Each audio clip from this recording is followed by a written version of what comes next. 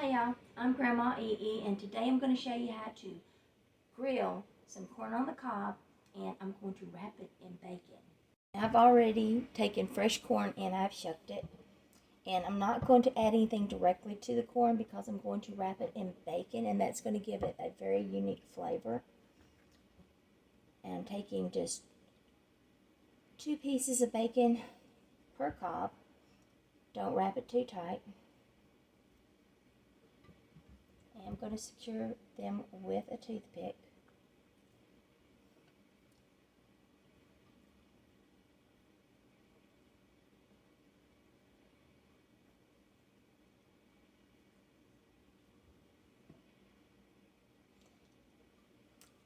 And then I want to take, and we're going to put some salt and pepper on top. You don't want to do too much, but excuse me, but you do want to do some. I've got the other one wrapped, and I just want to put a little bit of the salt and pepper on it. Oops, that one came off. And then after that, I'm going to top it off with just a little bit of paprika. Seems like more than a little, doesn't it? Now I'm going to put it on the grill, and we're going to cook this. This takes about 45 minutes to cook. Depends on how much you like your bacon cooked, 30 minutes to 45 minutes. And this is going on the grill. And then afterwards, if you want, you can lather it with butter. We're here at the grill. The grill is set at 375, and I'm going to put this on.